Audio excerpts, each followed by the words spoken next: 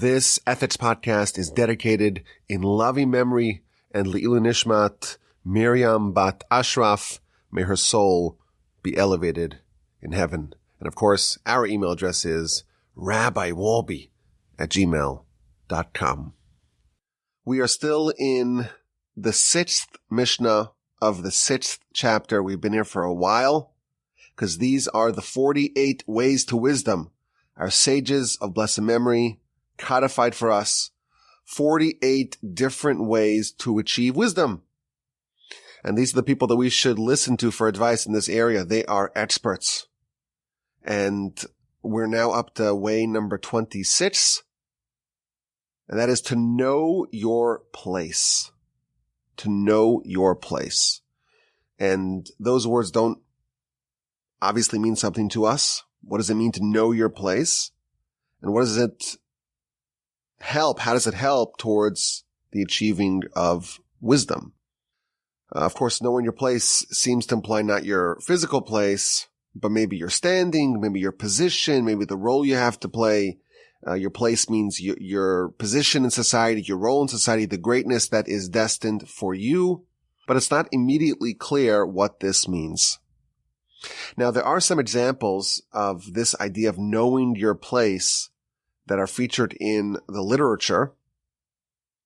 For example, in chapter 19 of the book of Exodus, we read about the run-up to Sinai. The Jewish people are surrounding the mountain, and they're told that they're going to experience something very sensational, very dramatic, very miraculous in a couple of days. They're told that they need to prepare, and repeatedly they're told that they must not get too close to the mountain. If they do, they will die. Human and animal will die. And there's this emphasis that Moshe is warned and the nation's warned again and again not to get too close. And they actually erect a barrier, and everyone's told exactly where they need to be. And the verse tells us, chapter 19, verse 22, that even the Kohanim, meaning the priests, who are the ones who approach God, they're the ones who are typically a bit closer than everyone else. They too shall sanctify themselves. So it's not clear what this means, and Rashi tells us that in the context of distancing oneself from the place where they cannot go, even the Kohanim, who typically do go a lot closer, these are the ones who, go into the tabernacle, they go into the temple, and they bring sacrifices. Of course, the high priest goes into the Holy of Holies, and they may think that at Sinai, this revelation, maybe they too can approach closer than everyone else. And they must be sanctified. And they have to stand where they're supposed to stand on their post and not too close. So this is the first example that we see in scripture about this idea of knowing your place. The Kohanim and the elders and the sons of Aaron and the prophets and Moshe and the rest of the nation, everyone was given a certain place, a designated location where they are supposed to be. And you may want more. You may think you deserve more. You may think that it's okay if you come closer. And God says, no, even the priests, who typically go closer than most, they should sanctify themselves. They should embrace the holiness that comes with knowing your place, standing on your post, and not getting too close. So this is the first example that we see in the literature about this idea of knowing your place. Everyone has a place. Everyone has a designated location. And if you strive to get more, if you strive to overshoot your location, it can be very dangerous. But if you stand on your post and you understand where you're supposed to be and you embrace the position that you were placed in, that is holiness. The priests should be sanctified. That is holiness. Holiness is to know exactly where you're supposed to be, not to overshoot it. So this is the first idea we're going to see, and we'll try to make it more practical in just a bit. We don't strive to achieve things that are out of our place. We believe that we're all destined for great things. After all, as bearers of a soul. We're not placed here to be mediocre, to be generic, and to just live the way animals live. Animals, they're born, they sustain their body, and they die, and that's really it. They don't leave a lasting impact. Humans change everything. We have the ability to effectuate change. We could change the world. We could elevate the world, and God forbid we can cause the world to regress and to spiral in a negative way. And of course, we have the tools to achieve both of those ends. And those tools, the greatness that we have within us, it's within us. It's not without of us. And the first idea that we see here, again, this is just working into this notion a bit slowly, just from what we know from Scripture. Only within your realm, only in your place, only on your position, only on your post, only there will you find your greatness. Outside of it, you will not find your greatness. And holiness is to stay far away if you're supposed to be far away, relatively so. Idea number one. Idea number two, we find in the Sanhedrin. Of course, we are familiar with the notion of a Sanhedrin. It's the supreme court of the Jewish people. It's 71 elders. This is a body. This is an institution that was founded by Moshe and endured for 1,700 years. And the Talmud tells us that the Sanhedrin, it wasn't just 71 sages. There were more sages. There were 3 benches of associates that participated in the proceedings. But not only that, every person amongst the Great Sanhedrin and amongst the 3 benches of associates, each comprised of 23 elders. So you do the math, 71 elders on the Great Sanhedrin, and then 3 benches of associates, each comprised of 23 elders. So that's 71 plus 69. It's 140 sages. And every single person, the Mishnah tells us, Sanhedrin 37a, every single one of them knew their place. There were 140 seats, and everyone knew exactly where they sat. And the reason for this is because there was a hierarchy. There was a rank. There was a seniority system. In the Great Sanhedrin, if you're part of the Great Sanhedrin, you're part of the 71, you're not part of those other 3 benches. And even amongst that 71, it was ranked from the highest, most senior member to the lowest, most junior member, 1 through 71. And even amongst those 3 benches of associates, each comprised of 23 elders, there was bench number 1, the triple A's, if you will, and number 2 and number 3. And even amongst the 23, it went from most junior to most senior. And actually the way that it was done is that if one of the jurists retired or passed away, and they vacate their spot, obviously, everyone below them moves up 1 notch. So suppose you were number 17 on the middle bench of the 3 benches of associates, and a member of the Great Sanhedrin passes, you move up to number 16. And number 1 of your bench moves up to the higher bench. And number 1 of the highest bench of associates moves to number 71 of the higher court. And there's an emphasis here. Everyone knew their place. Even amongst the great sages, there's this emphasis. Everyone has to know exactly where they belong. You know, it doesn't always work like that in every domain. Like the current Chief Justice of the Supreme Court, he was nominated to be an Associate Justice. And then during the proceedings, William Rehnquist died,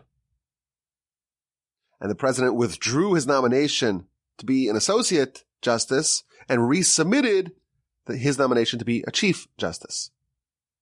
So he went from 0 to number 1. It doesn't work like that. When someone becomes a member of Sanhedrin, you start off as the lowest of 140, and you slowly make your way up the lowest level, and then the next level, and then the third level of associates, and then the lowest level of the great Sanhedrin, and so on. And then what they do is they find the greatest sage in the entire land that's not part of these 140, and they are nominated to be the lowest level of the lowest bench. So again, we see this emphasis amongst the sages that everyone has to know their place. Everyone has to know where they belong. Everyone has to understand exactly where their position is. Now, let's try to bring this idea a little bit closer to us. The sign of revelation, that's in the past. The Sanhedrin, it's not an office that we imagine any of us will be holding, at least right now. So how do we take this idea of knowing your place and bring it a little bit closer to our understanding? So I want to share maybe 3 different ways to view this. You have to know your place. Where's your place? So I would say, well, it's in the Torch Center in Houston, Texas. That's where I am right now. That's my place. Maybe in the summer, you go visit family. Maybe you go take a vacation to Iceland, and that's your place. But is that really your place? Is that your permanent place? Right now, you're here on this earth. Of course, we have some people orbiting in space, but they're still close enough. But this, of course, is not your permanent place. Where will you be in 100 years from now? In all likelihood, you'll be in a very different place. And we're told earlier in our book, you have to know where you're going. That's also part of your realm. And where you're going, if you're lucky, it's to a place of worms and maggots. Now, of course, that's where your body is going. Your soul, that too has a destination. And therefore, when we ask the question of what's your place, we have to kind of break it down and say, well, right now, I'm a body and soul merged together.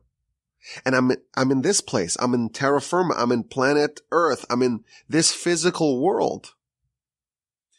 But in the future, I'll be in a different place. The body and soul will separate. The body will go to its place and the soul will go to its place. And is that my place or is this my place? We learned.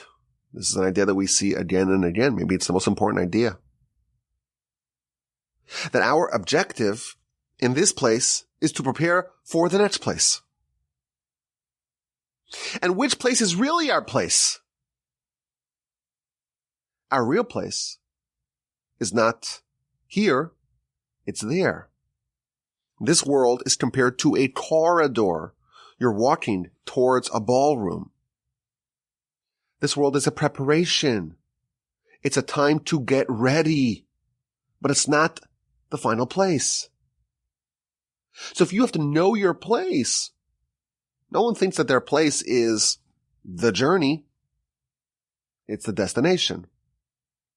If you travel across the country and you happen to drive through Mississippi and Alabama and Tennessee and Kentucky and Ohio and Michigan and New York, New Jersey, Pennsylvania, Maryland, both Virginias. No one says this is my place. You don't become a West Virginian for a few hours as you drive through the 81. It's not your place. Your place is where you actually live. So one idea here is that we have to really think about what is our place in this world, which is traveling. Our real place is where we actually settle down. And you have to not just be aware of that, you have to know it. You have to live by it. If you know your place, and that is that your body is placed in one location where it comes from, and your soul is placed in another location where it comes from, if you really know that, That will lead you towards wisdom. What is wisdom? Wisdom is investing in your soul. Wisdom is investing in your real place, in the place that will outlast the temporary place. It's investing in the permanent place. That's what wisdom is. Wisdom is a choice to prioritize a permanent life over a temporary one. And I'll tell you a secret. When you die, I hope this is not surprising to you. I have some surprising news. Maybe a bit distressing. You will die. That is the destiny of all mankind. I hate to be the bearer of bad news. What will you take with you? What's actually yours? What do you bring with you to your place? So, of course, mitzvos, any mitzvah that you do, any righteous deed that you do, any kind thing that you do, anytime you're listening to God, that's a merit that you take with you forever. But of course, what you study, what you amass in your brain, what you invest in your soul, that you take with you as well. The Talmud tells us that the first question that someone is asked before the heavenly tribunal is about Torah study. Now, it is true, before you jump on me, it is true, there are two teachings in the Talmud, one in the book of Shabbos, page 31a, and one in the book of Sanhedrin, page 7a, that give different accounts as to the interrogation that the heavenly tribunal gives to people. And that's a question that's resolved by the commentators. But in one of them, Sanhedrin 7a, it says that the first question relates to Torah study. Why is that relevant? Because that really determines everything about your life in that place. The Talmud of the book of Bava Basra on page 10b, it's a very interesting Talmud. It's one we've spoken about many times. But when we speak about it, we tend to focus on the first half of the narrative, not the continuation. It's the first documented instance of a near-death experience. One of the great sages, he was ill, he died, and was resuscitated. And they asked him, what do you see? And he said, I saw an upside-down world. The lofty ones are lowly, and the lowly ones are lofty. Everything was opposite in that world. And the sages told him, no, you didn't see an upside-down world. You saw a clear world. Our world is upside down. And the narrative continues. He says, I also heard something. When I was there, I heard an announcement. What was the announcement that he heard in heaven during his brief stay there? I heard that they were saying, praiseworthy is he who comes to this place. And his study and his Torah and his Talmud is in his hands. Ashraf Mishabalakan v'Talmudo biyado. Praiseworthy is he who comes here, arrives here, and his study is in his hands. So what that means, of course, it's widely discussed. The precise words of the narrative of this testimony, it's not just randomly said, of course. But what we are told is that when someone does arrive at that world, at their permanent place, they can bring with them their study. The test, it's an open book. You to bring your study, to bring your notes, you to bring your accomplishments. What you study here, you bring with you there. And the more someone studies, the greater the scope of their spiritual life for eternity is. And thus, our study in this world, it's almost the expansion of our scope of our spiritual life in the next world. And if you know your place, and you realize what's the permanent place and what's just the ephemeral, temporary one, well, you made sure that you're ready for what it's like in that place. Good news and bad news. Death is quite liberating. And that could be very bad news. Because everything that you wanted so much, you craved so much, you desired so much in this world, is all available for you. Completely at your fingertips. And you have zero interest in it. Zero. It does not excite you one little bit. Nothing, physical, material, carnal, excites you anymore. And it's all there. It's all available. You could be anywhere, do anything. And you have no interest. The only things that you want, we're told, the only things that matter are things that excite the soul. And the soul's liberated. And the things that were inhibiting the soul in this world are removed. But if you have nothing to dig into, you're not bringing anything with you, the soul is free to do whatever it wants, but it can't. And thus, we see an emphasis to prepare for your journey, to make sure you stockpile, you fill up your pockets and your satchel with things that matter to the soul. Because otherwise you are out of luck. Now I will say, Torah study done in someone's merit can accrue to them after they pass. Which is why, of course, there's a great emphasis to make sure that people do mitzvos and study Torah in the merit of the deceased. Which is why there's a wide-held tradition to donate money in the merit of the deceased. The Chafetz Chaim writes that people should designate some portion of their estate to Torah study in the merit of their soul. And he advises someone, don't give it to your children. Don't expect your children to do it. All they care about is your inheritance. Give it to a third party, place it in escrow, make sure it's targeted for the benefit of your soul after you pass. So there is a little bit of a way to help the soul after it's left this temporary place. But of course, ideally, we should stockpile as much merit for the soul ourselves. Our own Torah study is indispensable. And you have to know your place. And if you do know your place, and you realize where you will be relatively soon, that will reinforce the imperative to study and to boost the viability of your soul in the world of souls. So idea number one, know your place, is to know where you're going. Know that you're here temporary and your real place is permanent. And what's that like?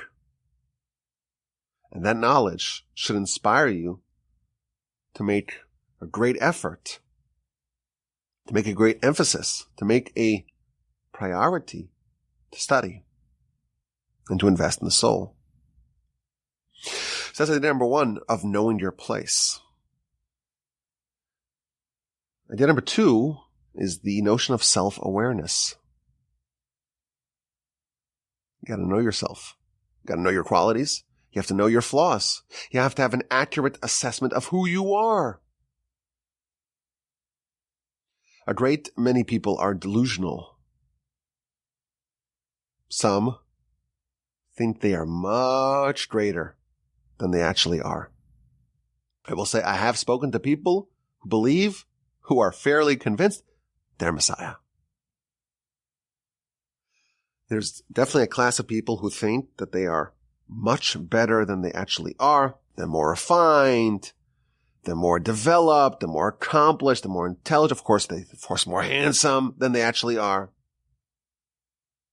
That's one form of delusion. They don't know their place. They think they're Moshe, who can ascend the mountain when they're not. But of course, the delusion goes the other way around as well. There are people who chronically undervalue themselves, undervalue their accomplishments, undervalue their successes. view themselves as being less than they actually are. And they have low self-esteem, and they don't think that they're capable, and they feel inept, they feel inadequate.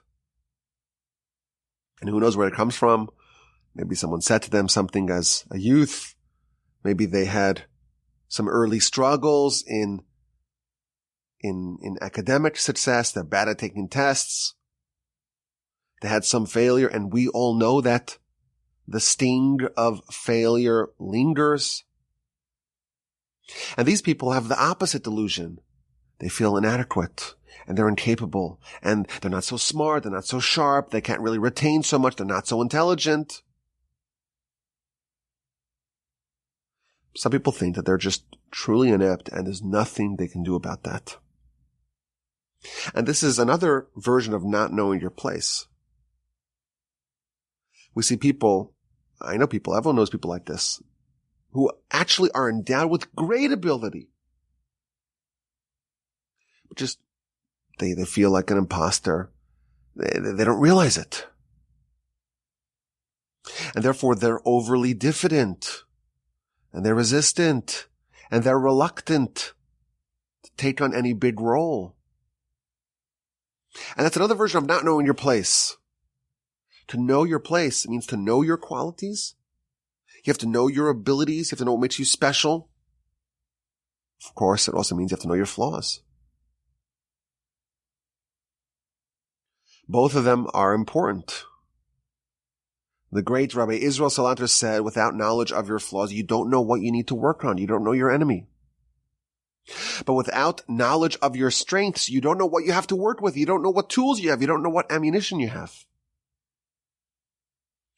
The great Rabbi Yerucham used to say, woe to he who doesn't know his flaws. But double woe to he who does not know his strengths. You have to know your flaws, but you better know your strengths as well. And people may justify their low self-esteem by saying, well, no, it's humility. I'm just humble. I'm like Abraham. I'm like Moshe. I'm like Aaron. I'm like David. They all said, we're nothing. We're like a worm. That's not humility. It's faux humility. It's false humility. It's counterfeit humility. If God gives you a gift and you reject it, you deny it, it's an insult to God. It's not humility to say, I don't have what you actually do have. You have to know your place. And if you realize the qualities that you have and the abilities that you have, you'll also know the great responsibilities that you have. Sometimes people are just scared, and sometimes they just don't want responsibility, and therefore they deny the abilities that they actually have. There was a great hero of Jewish history who may have had this blunder, may have made this mistake. And that's Saul. And Saul was criticized by Samuel for being overly humble. You think you're small in your eyes, but no, you're the king. And you have to embrace that role. You have to know your place. He didn't eradicate Amalek. And he says, oh, the people did it. As if he was helpless to stop them. No, you're not helpless. You're the king. Know your place. Take a stick and start smacking them until they listen to you. That was Saul's flaw, and that's why he lost the monarchy. That's what Scripture tells us. People have a tendency to not believe in themselves. And they have to know. You must believe in yourself. You must know your place. And remember, the Almighty believes in you, as evidenced by the fact that you're here. And if you're listening to this, you know that He believes in you. And if He believes in you, obviously there's something to believe in. And you have to believe in yourself as well. And you have to aspire to great things. And you have to realize that you can do more than you are currently doing. I think I could say with confidence, every single person who is hearing my voice is capable of doing more, of doing greater, of thinking bigger, of accomplishing more than they are currently doing. I think I could say that with confidence. And of course, you got to approach this smartly. They say you should aim for one notch higher. Think of what your maximum is. Try to aim for one notch higher. You will be surprised. You will discover some abilities you didn't know you had. If you aim for 2 notches, maybe you are overstepping. That's not your place. Know your place. Your place is a little bit more than you think you can do. Or maybe start with what, I think we have a lot of low-hanging fruit here. Probably start with what you think you can do. Know your place. Know your responsibility. And once you are at max capacity, okay, now it's time to rev up the engines 1 notch more. And once you do that, 1 notch more. And 1 notch more, and 1 notch more, and 1 notch more. Before you know it, you're a different species than all the people around you. The standard pace, we're told, is for chumps. There's lots and lots and lots of chumps. And I would argue it's no surprise, it's no coincidence that the great men of our history were shepherds. Because one of the realities, the sad realities of our world is that we compare ourselves to other people. And most people are decidedly mediocre. And if we use that as the barometer, well, we could be fairly good. We could be, above the median. We could be in the 90th percentile without really breaking a sweat. If you are a shepherd, you have no other mediocre humans to compare yourself to. And that's actually a great blessing. You haven't been trained about the low expectations of humanities. And that's a very good thing. So that's idea number 2. Know your place. Know your qualities. Know your flaws. Know your abilities. Don't think you can do so much more. Don't think you've already done so much more. Realize that you still have a lot more to accomplish.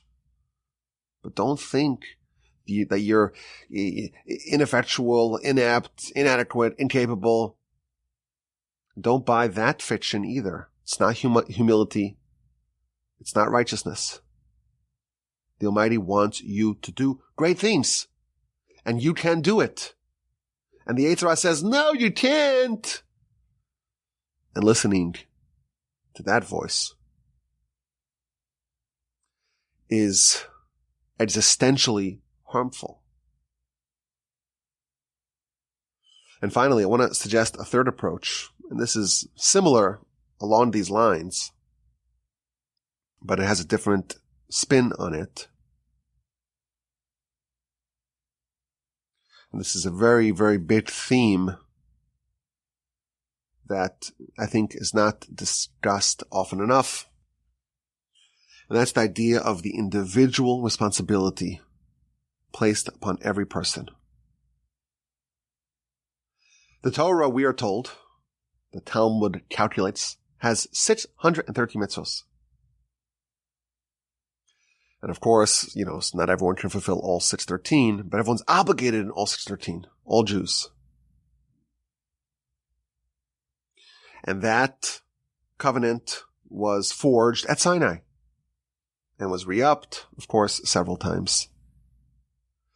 But the Sinai revelation is the beginning of this responsibility. You finish Sinai revelation, and now you sign the line that's dotted, and you are obligated. As a Jew, you have to keep all 630 mitzvos. But the sages tell us, and it's also, if you read the verses very, very carefully, you'll notice it in the verses. Sinai was not just a generic revelation. It was also an individualized experience. Meaning, not every individual experienced it the same. In fact, no two individuals experienced it the same. There were 600,000 individual experiences. And thus, we can say that there are really two types of Torah. Every Jew is obligated in two types of Torah. The general Torah that's universal, that is the same for everyone, 613. And if you were given at Sinai something different than everyone else, then that means that you have responsibility of Torah that's different than everyone else. There's a unique bit of Torah that has your name on it and no one else's. And this idea is featured in other places in the literature. For example, we're told that every one of the 600,000 root souls of the Jewish people has a letter in the Torah. Because there are 600,000 letters in the Torah.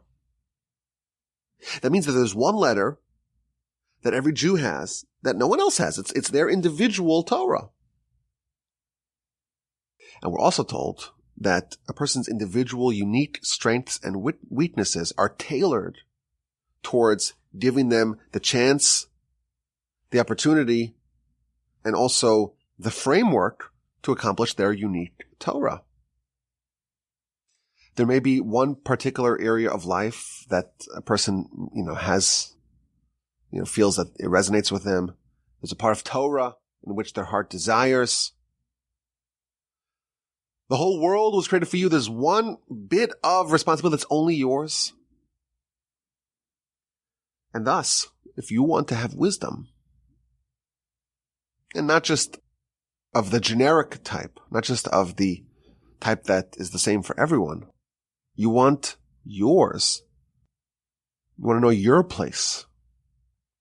In the grand scheme of things, where's your place? Where's your place in the Torah? Where's that one letter that's yours? To know your place. And this, of course, changes everything because it's a whole life's journey. It's a whole odyssey. It's a quest to find your place, to find your Torah, to find that one part of the responsibility of humanity that is on your shoulders and no one else's.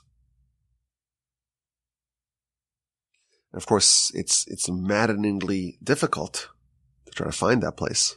How do you find your responsibility? How do you find your mission? But the pursuit of it, to know your place, that pursuit will bring you to great, great things. So just knowing that you have a place, knowing that amongst the great panoply of the universe and of the Torah, there's one place that's yours, that's your portion in the Torah. Knowing that and making it your life's mission to find that and to exercise the responsibilities, to execute the responsibilities placed upon your shoulders. That leads to a very, very different sort of life. And perhaps that too has been hinted in the words of our sages, way number 26, to know your place. With just a few words, our sages, of course, are revealing so many layers, so many dimensions of insight and of wisdom. We're past the 50% mark of the 48 ways to wisdom. There's a lot more.